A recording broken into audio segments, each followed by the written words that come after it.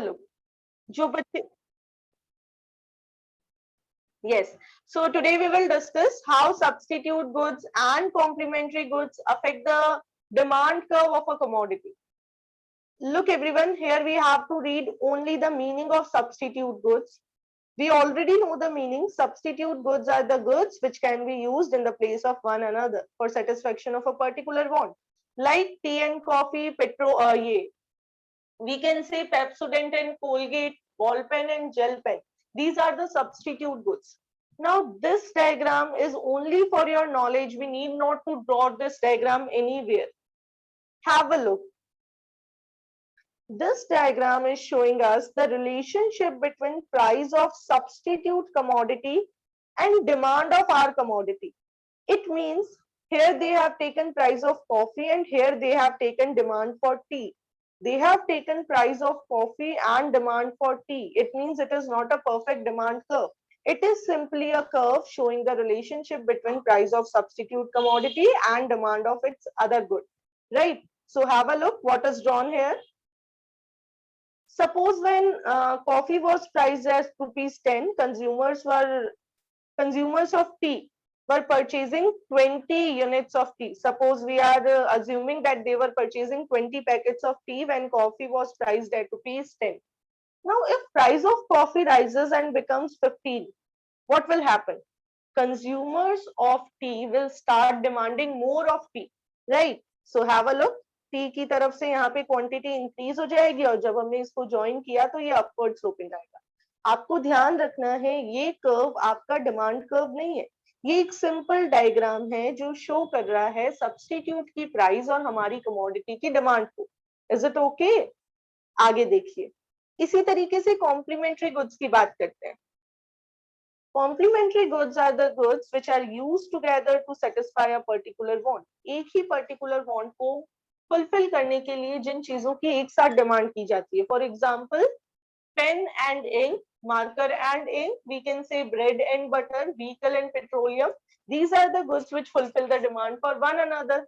Now, again, they have drawn a curve showing the price of sugar and demand of tea. It means they have taken the price of complementary good and demand of given commodity. आपको again I am repeating the same thing. You need not to draw this diagram anywhere. आपको ये कहीं भी नहीं बनाना है. हमें तो जहां भी diagram बनाना है, हमें प्राइस भी कॉफी की लेनी है और डिमांड भी कॉफी की ही लेनी है. हमें डिमांड कर्व बनाना है जिसमें प्राइस और डिमांड सेम चलेंगी, एक साथ चलेगी. ठीक है, चलिए आगे देखिए. ये क्या बताना चाह रहा है डायग्राम? ये बताना चाह रहा है suppose when sugar was of rupees 10, consumers were ready to purchase 10 units of tea, 10 packets. Now if price of sugar rises then consumers will prefer less of tea. Right, जैसे ही प्राइस बढ़ेगी वो दूसरी कमोडिटी उसके साथ जो complementary good है उसकी डिमांड को कम कर देंगे, जिसकी वजह से आपका कर्व कुछ इस तरीके से डाउनवर्ड स्लोपिंग आएगा. आगे देखिए, हमारा मेन कंटेंट ये नहीं था, यहाँ तो हमें केवल मीनिंग पढ़ना है और ये डिफरेंस पढ़ना है, substitute goods and complementary goods. Here one sentence is written, demand is not affected by change in price of unrelated goods. Unrelated goods कौन से होते हैं? Shoes and fan. Shoes की डिमांड का फैन की प्राइस से कोई लेना देना नहीं, ये अनरिलेटेड गुड्स है. Like computer and shirt, these are unrelated goods, एक दूसरे से कोई भी इफेक्ट नहीं पड़ेगा. आगे देखिए,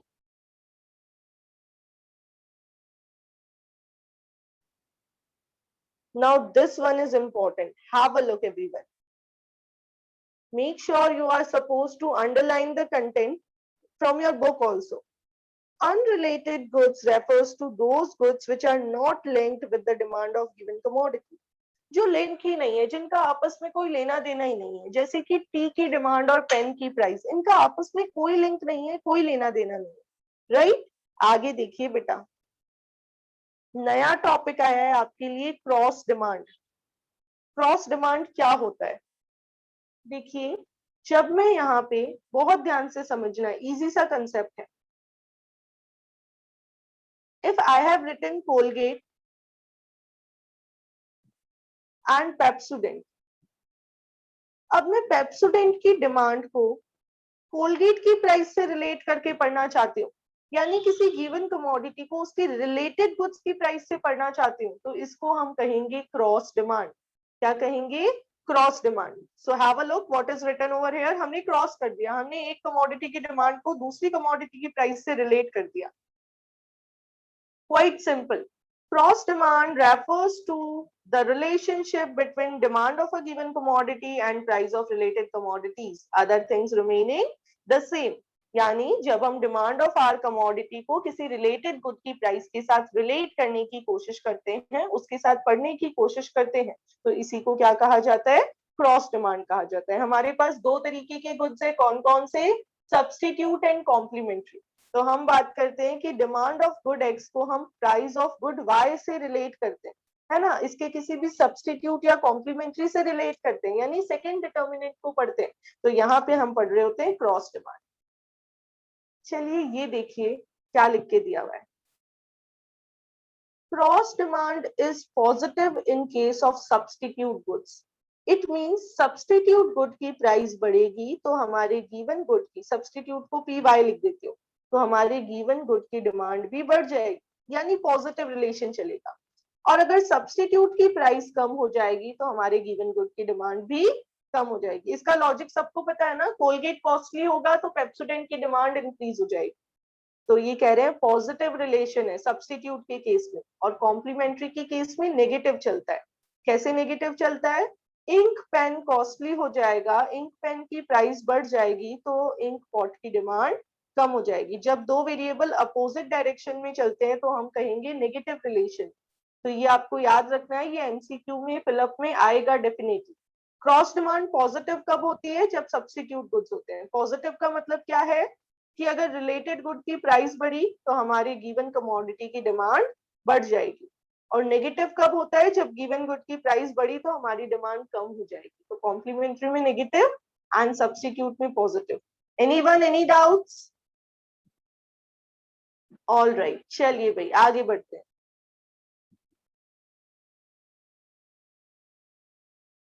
cross price effect on demand curve, यानी हमें देखना है कि किसी भी कमोडिटी के डिमांड पे क्या इंपैक्ट पड़ेगा अगर उसके सब्सटीट्यूट की प्राइस चेंज हो जाती है, रिलेटेड कमोडिटी की प्राइस चेंज हो जाती है। तो ये आपको ऑलरेडी आता है। आप खुद बताइए, increase in price of substitute good, who will tell me? Substitute costly हो गया, आपको बताना है आपकी कमोडिटी की डिमांड कम होगी या बढ़ेगी? Raise your hands for the answers. If substitute goods becomes costly, आपकी कमोडिटी की डिमांड इंक्रीज होनी है या डिक्रीज होनी है? Yes Pankaj. Increase. Increase. Then what will be the effect on demand curve of your commodity?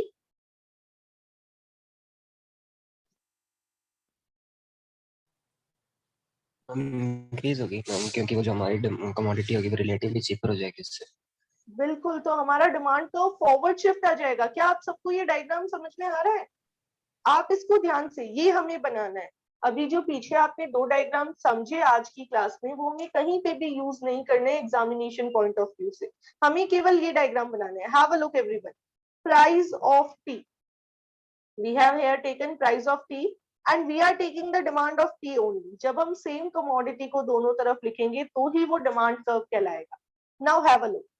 T की given price थी OP price, इतनी प्राइस पे कंज्यूमर टी की ओ क्यू क्वांटिटी परचेज करना चाहता था। ये टी का डिमांड कर्व था, right? DD was the demand curve.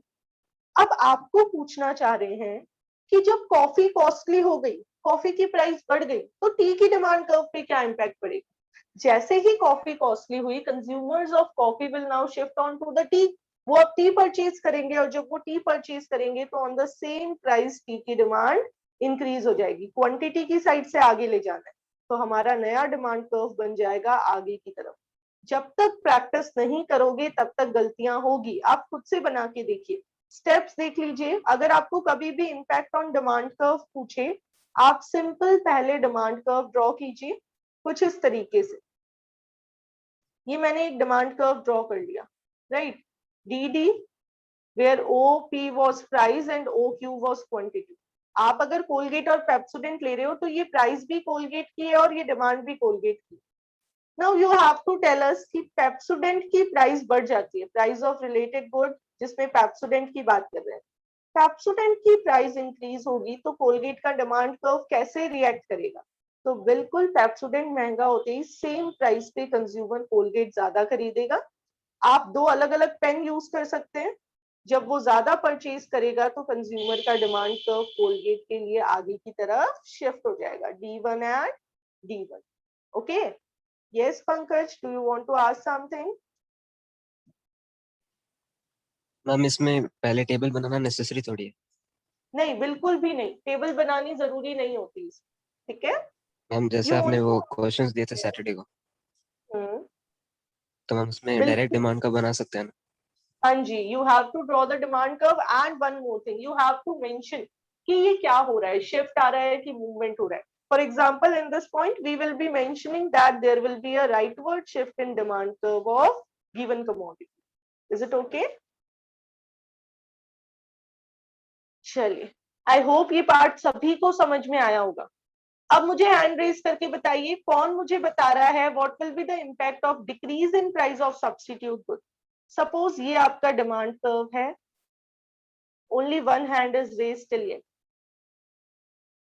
इस प्राइस पे कोलगेट की ये प्राइस थी, कंज्यूमर इतना परचेज कर रहे थे। अब कोलगेट की प्राइस तो इतनी की इतनी है, बट पेप्सोडेंट की प्राइस कम हो जाती है, पेप्सोडेंट की प्राइस डिक्रीज हो जाती है। अब आप बताइए कोलगेट के डिमांड कर्व पे क्या इम्प्लीकेशन होगा? यस करण गुप्ता। मैम कोलगेट की डिमांड भी कम हो जाएगी मैम, इसका मतलब लेफ्ट शिफ्ट टू लेफ्ट हो जाएगा। शिफ्ट टू लेफ्ट हो जाएगा, बिल्कुल लेफ्टवर्ड शिफ्ट आ जाएगा, ऐसा ही। Yes ma'am. बिल्कुल। अब कुछ बच्चे गलती ये कर देते हैं कि वो इसकी प्राइस को चेंज कर देते हैं। आप ध्यान रखना बेटा, हमें इसकी प्राइस को कांस्टेंट रखना है, ठीक है। पेप्सोडेंट की प्राइस चेंज हो रही है तो कोलगेट की प्राइस चेंज नहीं होगी, demand curve will shift to the left और क्वांटिटी हो जाएगी पहले से कुछ कम, ठीक है। जब आप पीछे की तरफ लेके जा रहे हैं तो आप इसको D0 लिख दीजिए, और आगे की तरफ ला रहे हैं तो आप इसको D1 लिख दीजिए। चलिए, तो हमने सब्स्टिट्यूट वाले दोनों डायग्राम समझ लिए, ये भी समझ लिया है और ये भी समझ लिया है, राइट। बैकवर्ड शिफ्ट और राइटवर्ड शिफ्ट। कॉम्प्लीमेंट्री गुड्स के साथ क्या होगा आपको अच्छे से पता है, अब आगे वाले डायग्राम्स आपको अच्छे से पता है। Increase in price of complementary good, कौन सा डायग्राम बनेगा? Who will tell me, be quick. अगर कॉम्प्लीमेंट्री की प्राइस बढ़ जाती है, कंज्यूमर क्या करेगा? उस कमोडिटी को ज्यादा परचेज करेगा कि कम? एग्जाम्पल की अगर मैं बात करूं, इंक पेन और इंक पॉट, हम डिमांड कर्व बना रहे हैं इंक पॉट का।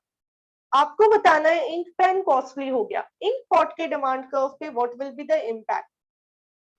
Yes, Lakshya will tell us. Ma'am decrease होएगा ना, कम लोग लेंगे। बिल्कुल, लोग कम लेंगे ऑब्वियसली, तो डिमांड कर्व कैसे करें?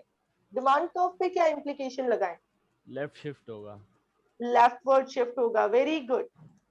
देखिए सभी बच्चे ध्यान से देखिए, demand curve will shift towards the left. ये आपकी स्क्रीन पे डायग्राम क्या लिखा हुआ है? Effect on demand curve due to increase in price of complementary good. Complementary महंगा हुआ तो हमने अपनी डिमांड को पीछे की तरफ मूव कर दिया। इंपॉर्टेंट बात यह है, यहाँ प्राइस ऑफ टी और यहाँ डिमांड ऑफ टी ही रखनी है। आपको डिमांड कर्व बनाते टाइम जिस कमोडिटी की प्राइस ले रहे हो उसी की क्वांटिटी लेंगे, ठीक है। चलिए भाई आगे बढ़ते हैं। कॉम्प्लीमेंट्री की प्राइस डिक्रीज हो जाएगी तो obviously demand will increase and there will be a forward shift in demand curve of a commodity. ये आप सबको कैसे पता चला? क्योंकि आप सबने डिटर्मिनेंट्स वाला टॉपिक अच्छे से समझ रखा है। जिस बच्चे को डिटर्मिनेंट्स आता है उसको ये शिफ्ट भी आ जाएगा, राइट। आगे बढ़े, किसी को कोई कंफ्यूजन है तो बताइए, in case anyone want to ask anything, any doubts? No, all right then, चलिए। yes, Pankaj want to ask something. Yes Pankaj, you can unmute and speak. Ma'am जो सैटरडे को आपने क्वेश्चंस दिए थे उसमें दो क्वेश्चंस थे कि जब कंज्यूमर की इनकम में फॉल होता है, राइज होता है, तो डिमांड कर्व पे क्या असर पड़ेगा? तो मैम इसमें इनकम का तो कोई रोल ही नहीं है ना डिमांड अभी में। पढ़ेंगे आगे।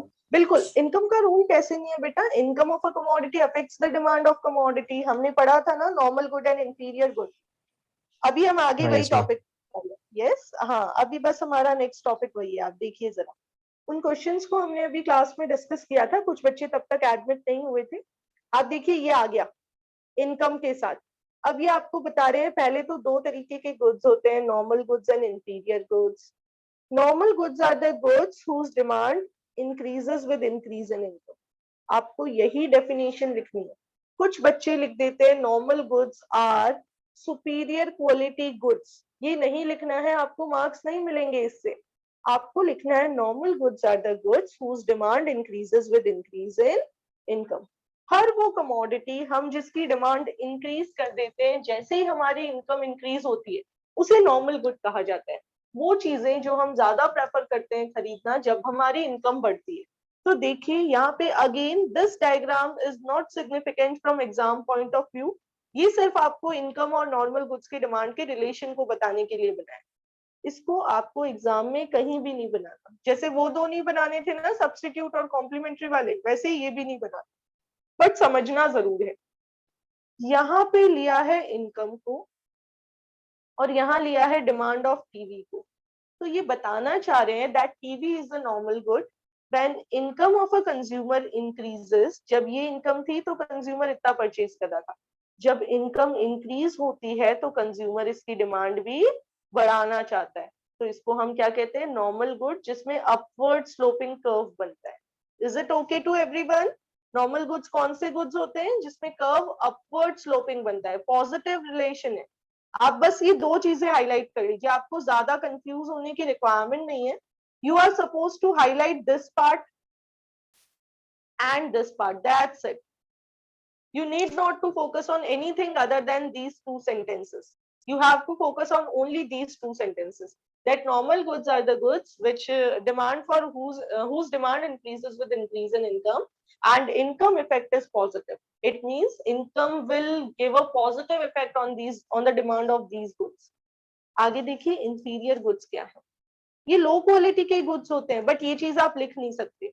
लिखना तो आपको यही है, inferior goods are those goods whose demand decreases with increase in income. Income के इंक्रीज होने की वजह से जिन गुड्स की डिमांड डिक्रीज होती है उन्हें हम इंफीरियर गुड्स कहते हैं।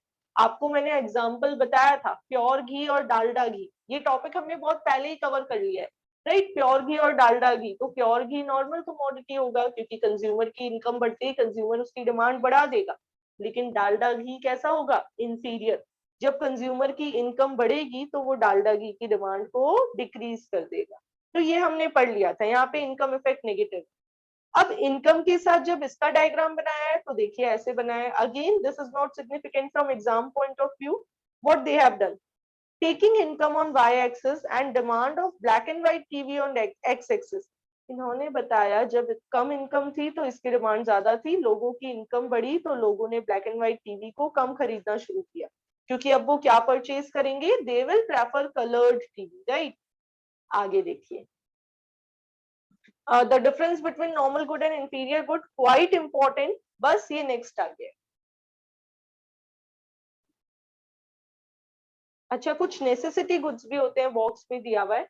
नेसेसिटी गुड्स वो हैं जिनकी डिमांड हमारी इनकम से इफेक्ट नहीं होती। फॉर एग्जांपल सॉल्ट, इनकम कम होगी तो भी नमक चाहिए होगा, ज्यादा होगी तो भी चाहिए होगा। फॉर एग्जांपल वाटर, पैसा ज्यादा होगा तो भी हमें पानी की जरूरत होगी और पैसा कम होगा तो भी जरूरत होगी, राइट? आगे देखिए, effect on demand curve with change in income. जब डिमांड कर्व पे इफेक्ट बताना है, डिमांड कर्व यानी आपको वाई एक्सिस पे प्राइस लेनी है और एक्स एक्सिस पे डिमांड लेनी, इनकम नहीं लेनी। तो बस ये तो आपको अच्छे से आता है। चलिए मुझे बता दीजिए, change in income normal good, what will be the impact on demand curve of normal good with increase in income of consumer. Consumer की इनकम इंक्रीज होगी तो नॉर्मल कमोडिटी के डिमांड कर्व पे क्या इम्प्लीकेशन रहेगा? Raise your hands, be quick everyone.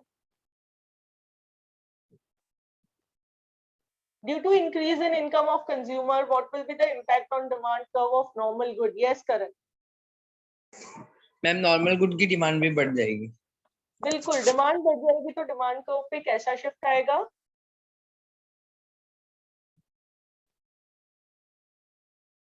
Okay, I am giving you unmuting rights. जिसको पता है जल्दी जल्दी आंसर बताइए, कैसा शिफ्ट आएगा? अपवर्ड। मैम राइटवर्ड शिफ्ट आएगा आगे की तरफ। बिल्कुल राइटवर्ड शिफ्ट आएगा आगे की तरफ। क्या ये Very good. Rightward shift. Have a look, everyone. This was the price of commodity and consumers were purchasing this quantity. Now, with the same price, they are preferring to purchase more of television. Why? Because their income has increased. So there will be a rightward shift in demand curve. ध्यान रखना, income increase हुई है. अच्छा, अब अगर income decrease हो जाती है तो क्या होगा? जल्दी बताइए. Income decrease हो मैम गई और non commodity. डिक्रीज हो जाएगा, लेफ्टवर्ड शिफ्ट आएगा. बिल्कुल, demand will fall and there will be a leftward shift, right? सही है क्या डायग्राम? देखिए क्या लिखा हुआ है. Effect on demand curve of normal good due to decrease in income. जैसे ही इनकम डिक्रीज होती है लेफ्टवर्ड शिफ्ट आ जाएगा, पीछे की तरफ शिफ्ट आ जाएगा. आगे बढ़ते हैं. चलिए देखिए जरा. इंफीरियर के साथ क्या होगा? इनकम इंक्रीज तो इंफीरियर की डिमांड डिक्रीज तो बैकवर्ड शिफ्ट. इस टॉपिक को करने के लिए आपके माइंड में दो कंसेप्ट क्लियर होने चाहिए. एक तो डिटर्मिनेंट्स ऑफ डिमांड वाला और दूसरा शिफ्ट एंड मूवमेंट वाला. तो आप आराम से बना पाएंगे इसको.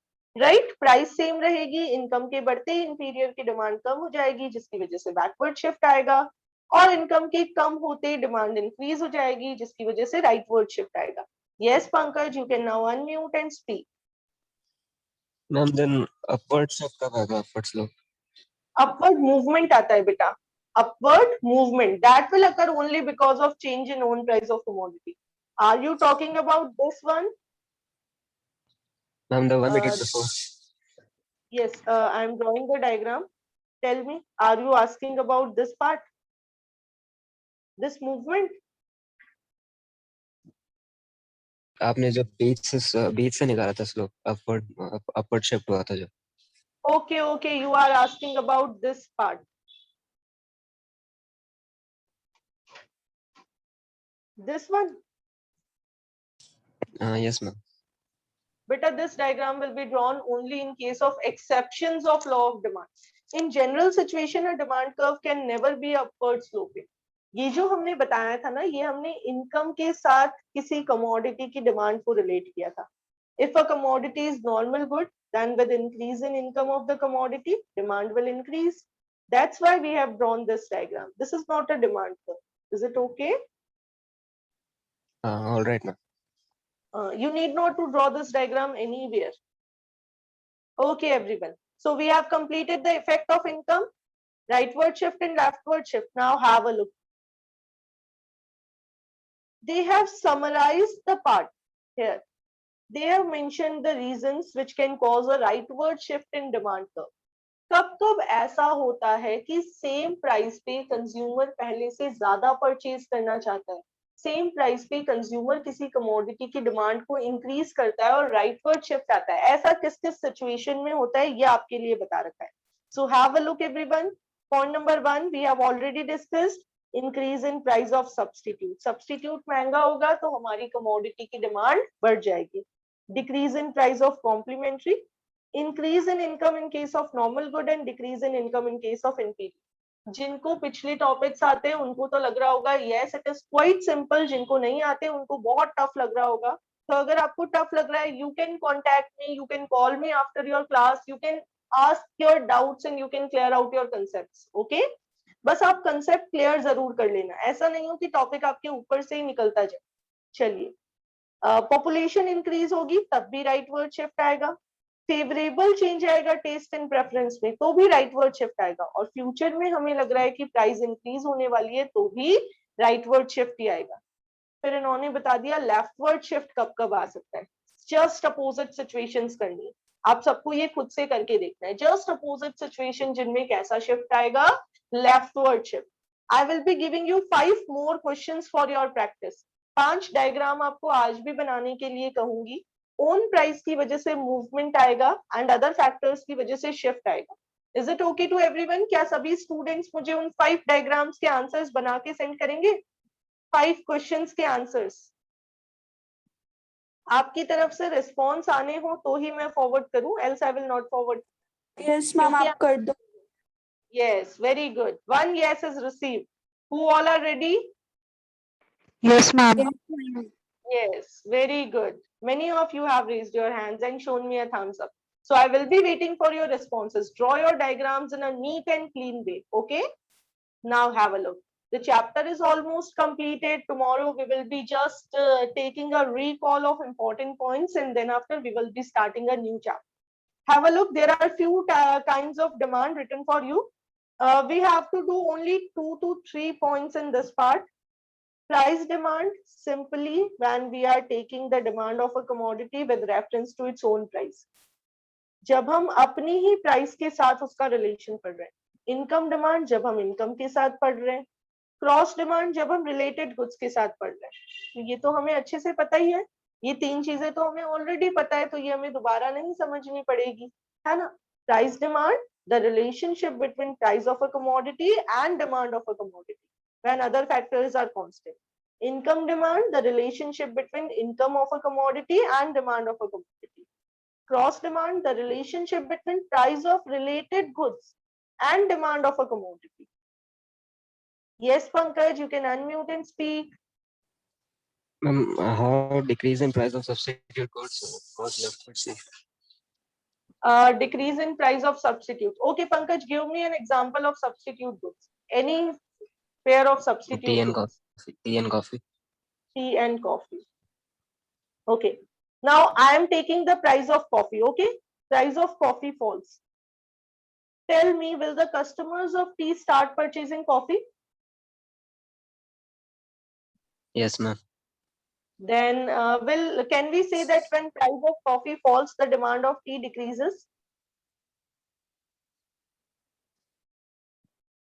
Yes, ma'am. Then will a decrease in demand be shown by leftward shift?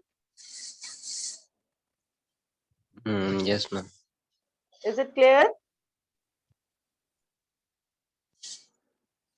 Okay, ma'am. Okay, चलिए. अब ये न्यू चीजें हैं.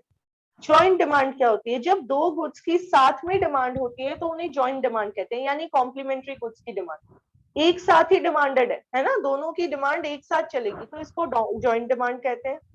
कंपोजिट डिमांड, जब एक ही कमोडिटी अलग अलग पर्पस को फुलफिल करने के लिए जब उसकी डिमांड होती है, जैसे इलेक्ट्रिसिटी की डिमांड, हम एक साथ उसकी डिमांड कर रहे हैं वेरियस नीड्स को फुलफिल करने के लिए, राइट. इलेक्ट्रिसिटी की डिमांड कंपोजिट डिमांड है. ये आप रीडिंग करेंगे आपको बहुत अच्छे से समझ आ जाएंगे, बहुत सिंपल से पॉइंट्स है. आगे देखिए, मैं अभी रीड नहीं करवा रही हूँ because we are hardly left with 2-3 minutes. derived demand, it is quite important and different. ये थोड़ा सा different है. What is derived demand? When demand of some commodity depends on demand of another good. For example, demand for labor producing cloth is derived demand as it depends upon the demand for cloth.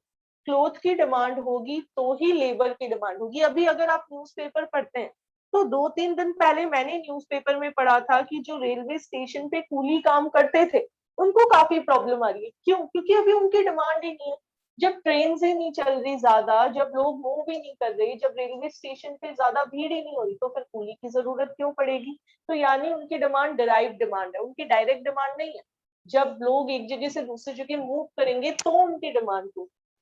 ठीक है. तो किसी भी जैसे registers की demand ज्यादा कब होगी? जब आप लोगों को पढ़ना होगा. ऐसे तो रजिस्टर्स नहीं लेंगे हम लोग, राइट. आगे देखिए, डायरेक्ट डिमांड, जब कोई चीज डायरेक्टली हमारी नीड्स को फुलफिल करती, डायरेक्ट नीड फुलफिल करने वाली डिमांड. अल्टरनेटिव डिमांड, वही सब्स्टिट्यूट वाली, जब हम किसी चीज की डिमांड को अलग अलग यूजर्स से, अलग अलग कमोडिटीज से फुलफिल कर सकते हैं. जैसे कि हमें भूख लगी है, we can have pizza, we can have pasta, we can have chapati, we can have anything, right. तो ये alternate demand. And competitive demand, जब सब्स्टिट्यूट्स की जैसे डिमांड चलती है कि भाई कॉम्पिटिशन चल रहा है, एक कमोडिटी की डिमांड इंक्रीज होगी तो दूसरे वाले की कम हो जाएगी. कोक की डिमांड बढ़ेगी तो पेप्सी की कम हो जाएगी. माजा ज्यादा कंज्यूम करेंगे तो हो सकता है फ्रूटी कम कंज्यूम करें, राइट. तो ये कॉम्पिटिटिव डिमांड. अच्छे से आप इनको पढ़ के रखिए, बहुत अच्छे से. कल हम पूरी क्लास में शिफ्ट और मूवमेंट ही करेंगे. आप रजिस्टर और पेन लेके बैठिएगा, आप लोग डायग्राम्स बनाएंगे, साथ साथ शिफ्ट, मूवमेंट और डिमांड वाले चैप्टर के कुछ इंपॉर्टेंट क्वेश्चंस करेंगे. इसमें मैंने आपके लिए जो पीडीएफ प्रिपेयर किया है, आप देखिए मैंने सारे क्वेश्चंस डाले, ठीक है. तो सारे हॉट क्वेश्चन आपके लिए इसके अंदर इंक्लूड किए गए हैं. आप इसको पढ़ लेंगे तो आपके लिए काफी एडवांटेज रहेगा. Okay everyone, have a nice day, enjoy yourself, see you in the next class.